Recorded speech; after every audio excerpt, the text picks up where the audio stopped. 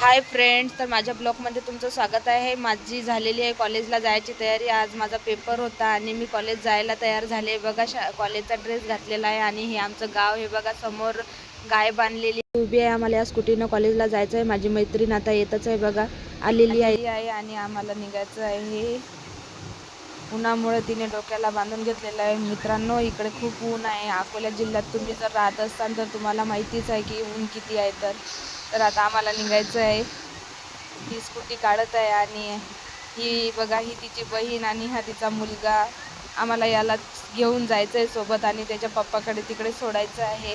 त्याचे पप्पा अकोटमध्ये आहेत. त्याला म्हटलं की मागं नको बसू, समोर बस, तर त्याला मागच बसायचं होतं आणि तो बसत आहे आता मागे. त्याला चढून द्यायचा प्रयत्न करत आहे मी. बस रे लवकर चाल. आणि आता निघालेलो आहे आम्ही. होता मला की दाटण करू नको.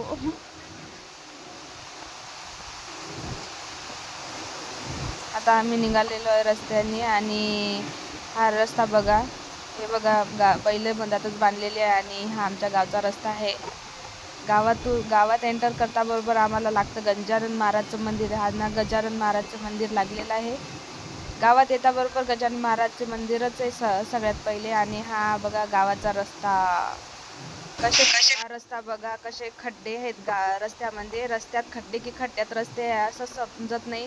गाडी पण व्यवस्थित चालवता नाही येत. आणि आता गावाकडची शेती तर तुम्हाला माहीतच आहे. उन्हाळ्यामुळं सगळीकडे असं वावरात नुसतं खाली खाली झालेलं आहे सगळे वावरं.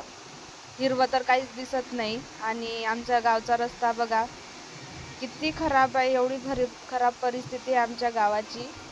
गाडी पण सुद्धा व्यवस्थित चालवता येत नाही आहे आणि मी फोन पण व्यवस्थित पकडू शकत नाही आहे.